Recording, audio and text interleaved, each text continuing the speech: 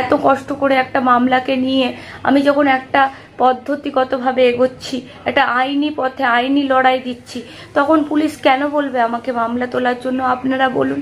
করতেই আমার কাছে ফোন আসে যে আপনি একবার লালবাজারে আসুন, আজ বা কালকের মধ্যে আপনার সময় মতোই আসুন, আমি কথা বলতে চাই। আমার যিনি আয়ও ছিল সাজিদুর রহমান, তখন তিনি আমাকে বললেন যে দেখো এই মামলাটাতেও কিছু হবে না, তো তুমি এই মামলাটাই এই কার্যত মানে ভেবে দেখো, তোমাকে 4 দিন সময় দিচ্ছি, তুমি তুলে নিতেও পারো, কারণ এটা তো যে আর জেল হবে না, উনি খালাস পেয়ে যাবে, তখন তোমার মামলাটা কি হবে। দর্শক, আমি রোজিনা রয়েছি আপনাদের সঙ্গে।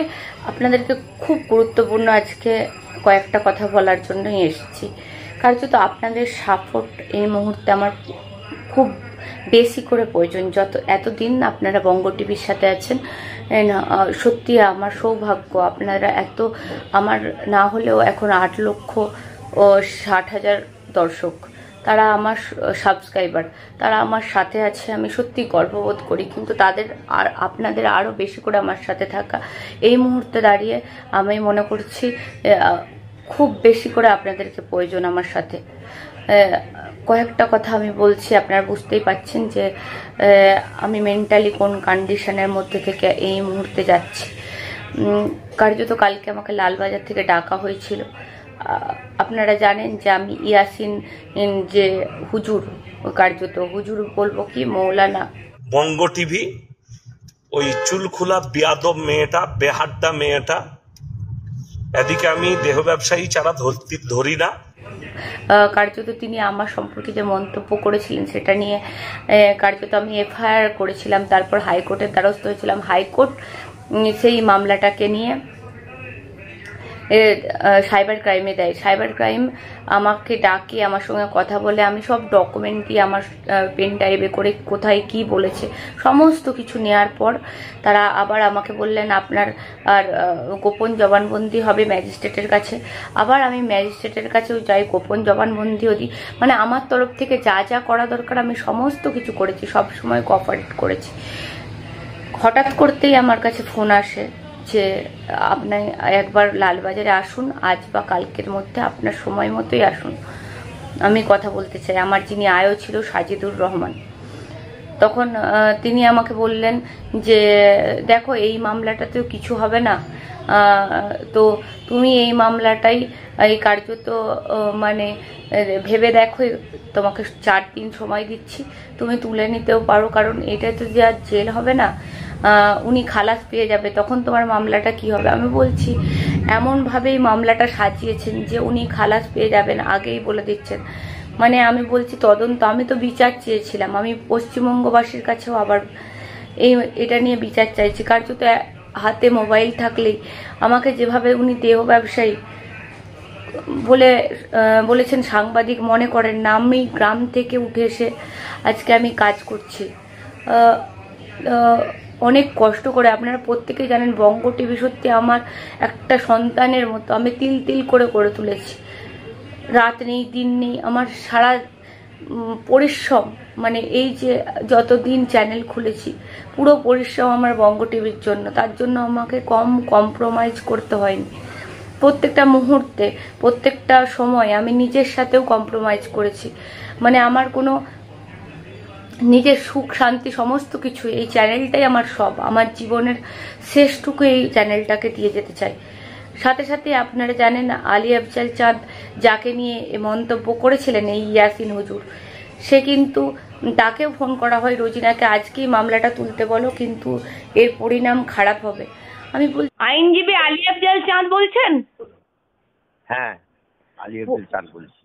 বলছি কালকে আপনাকে ইয়াসিনের লোক ফোন করেছিল, কি বলেছেন, তার নাম কি, একটু যদি আমাদেরকে কি। দেখুন, আমি অজানা নাম্বার থেকে ফোন এসেছিল, তা আমি ন্যাচারালি তাকে জিজ্ঞেস করি কে বলছেন। আমি সালমান আলী বলছি। বলছে রুজিনা দিয়ে মামলা করেছেন আপনি? হ্যাঁ, আপনি কত বড় হুনু? হ্যাঁ, আর রুজিনা কত বড় হুনু? হ্যাঁ, একটা মৌলানার বিরুদ্ধে মামলা করেছে, কিচ্ছু হবে না, পুলিশ কিচ্ছু করবে না, চার্জশিট দিয়ে দেবে, কিছু পাইনি এভিডেন্স। আমি বললাম সেটা পুলিশ দিয়ে দেখুক। না মামলা তুলে নিতে বলুন। আমি বললাম কেন মামলা তুলবেন? আপনি জানেন ও মৌলানা না, ও ক্লাস 6 পাস, তাহলে আপনি ওর হয়ে দালালি করছেন। আর যদি দালালি করতে হয় কোমর বেঁধে দালালি করুন, কিচ্ছু হবে না, আইনের পথে চলবে। আর আপনার যদি কিছু করার ক্ষমতা থাকে করে দেখিয়ে দেবেন। বলছি কি খারাপ হবে, হয়তো আমাকে মেরে ফেলবেন, আমি পৃথিবীতে আর থাকবো না, তবু তো আপনাদের উদ্দেশ্যে ভিডিওটা করে গেলাম। আপনারাই এর বিচার করবেন কার্যত। আমি তো মামলা তুলবো না, আমি পিছু হাঁটবো না, কারণ আমার বঙ্গ টিভির দর্শক আমাকে বোঝে, তারা আমাকে দীর্ঘদিন ধরে বিশ্বাস করে এসছে। আমি একটা কথা কখনো বানিয়ে মিথ্যে কখনো বলিনি। আমি এসি ঘরে বসে খবর করি না, আমি মাঠে সারাক্ষণ বসে থাকি, সারাক্ষণ সকাল থেকে বেরোই, সেই রাত 10টায় বাড়ি ফিরি, সারাক্ষণ ওয়েট করে একটা ইন্টারভিউয়ের জন্য কত কষ্ট করতে হয়। সবাই ভাবে ইন্টারভিউ সহজেই পাওয়া যায়, একজনে তার সময় হবে কিনা, তার সময় মতো যাওয়া, মানে আমাদের কাছে প্রতি মুহূর্তে চ্যালেঞ্জ থাকে। যারা আমরা ফিল্ড রিপোর্টিং করি অনেকেই বুঝতে পারবেন, কিন্তু সেই অবস্থায় আমাকে সাংবাদিক নয় দেহ ব্যবসায়ী বলে উনি যেভাবে ছোট করেছেন, আমার সামাজিক দিক থেকে যেভাবে আমার মান মর্যাদাকে ক্ষুণ্ণ করার চেষ্টা করেছেন, তাতে আমি সত্যিই মর্মাহত। তারপর যখন এত কষ্ট করে একটা মামলাকে নিয়ে আমি যখন একটা পদ্ধতিগতভাবে এগোচ্ছি, একটা আইনি পথে আইনি লড়াই দিচ্ছি, তখন পুলিশ কেন বলবে আমাকে মামলা তোলার জন্য? আপনারা বলুন। আমি সত্যি বলছি যে আপনারা আমার সাথে থাকুন। আমি বেশি কথা বলতে পারবো না। আফজালকেও, আলী আফজাল চাঁদ যিনি আইনজীবী, তাকেও চাপ দেওয়া হয়েছে, তিনি কি বলেছেন সেটাও আমি আপনাদেরকে শোনাবো। আপনারা পাশে থাকলে আমি এই মামলা তুলব না, শেষ দেখে ছাড়বো। তাতে যদি আমাকে জীবন দিতে হয় সেটাও দেব। ভালো থাকবেন সবাই, আমার পাশে থাকবেন। আমাকে কমেন্ট করে আপনারা অন্তত আমার বঙ্গ টিভির দর্শক যতজন আছেন, আমাকে এই ভিডিওটাই অন্তত আমার সাথে থাকবেন, তাহলে আমার পরিবারও বুঝবে আপনাদের জন্য আমি যে শ্রমটা দিই সেটা সত্যি। আমি বলছি টাকা পয়সা, আমরা হিউজ টাকা পয়সা ইনকাম করি না, কিন্তু যেটুকু ইনকাম করি খেয়ে পড়ে চলে যাওয়ার মতো। আমার টাকার থেকে ইম্পর্টেন্ট আমার এই কাজ, আমি এই কাজটাকে খুব ভালোবাসি, তার জন্যই যা করতে হয় করি। আপনারা সাথে থাকবেন, আমি কিছু আর বলতে পারছি। আপনাকে সরাসরি বলছে রোজিনাকে মামলাটা তুলে নিতে বলুন, কিচ্ছু হবে না, তাই তো? ওই মামলায় কিচ্ছু হবে না, পুলিশ ওনার বিরুদ্ধে কি করবে না, এবং চার্জশিটে লিখে দেবে যে আমি কিছু পাইনি। আচ্ছা, আর একটা জিনিস বলছি যে রোজিনাকে মানে মামলাটা তুলতেই হবে, এরকম একটা চাপ, প্রেশার, তাই তো? হ্যাঁ, উনি চাপ সৃষ্টি করছেন যে যাতে যে কোনো প্রকারে মামলা তুলতে। আবার এটাও বলছে যে উনি একটা মৌলানা মুসলমান। হ্যাঁ, আমি বললাম মুসলমান তো কি হয়েছে, মুসলমান বলে কি একদম তাই বলবো নাকি? না উনি মৌলানা। আমি বললাম কোথায় লেখা আছে না, কোন হাদিস কোরআনে লেখা আছে যে একটা মুসলিম ঘরের মেয়েকে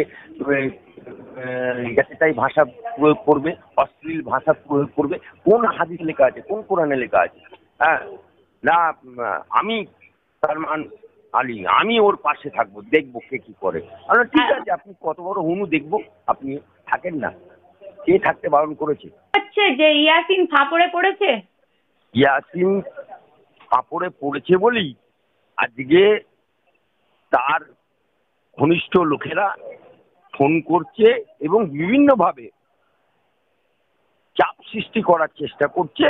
কারণ একটা ক্লাস 6 পাস ছেলে, সে আজকে যার জলসা ফি নেয় 50,000 টাকা, এবং তাকে এসি ঘরে থাকার ব্যবস্থা করে দিতে হয়, এবং গাড়ির আপ ডাউন ফেয়ার দিতে হয়।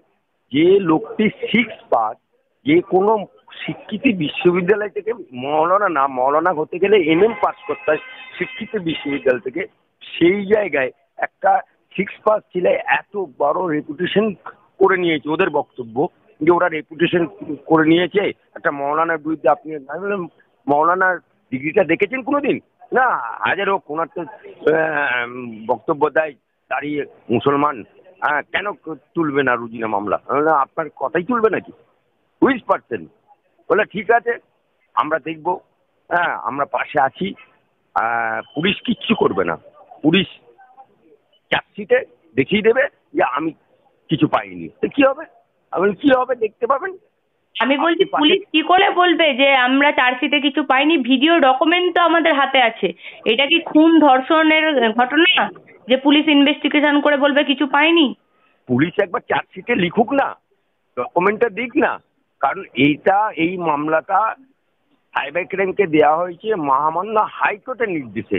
তার খেয়াল খুশি মতো দিতে পারবে না চার্জশিট, কারণ এভিডেন্স সহ হাইকোর্ট নির্দেশ দিয়েছে সাইবার ক্রাইমকে, লালবাজারকে। সুতরাং লালবাজারের আয়ও যেহেতু মুসলমান, সেহেতু যিনি ফোন করেছিলেন তেনার হয়তো থানার সাথে বা লালবাজারের সাথে কোনো যোগাযোগ আছে। এতে এই ফোন করে রুজিনার মনকে শক্ত করে দিল এবং রুজিনার উকিলের শক্তিটা আরো বাড়িয়ে দিল এবং রুজিনা রহমান আরো মাথা উঁচু করবে। ফাঁপড়ে পড়বে ওই আয়ও, ফাঁপড়ে পড়বে ওর ঘনিষ্ঠ লোকেরা। আপনাকে অসংখ্য ধন্যবাদ আমাদেরকে সময় দেওয়ার জন্য। নমস্কার।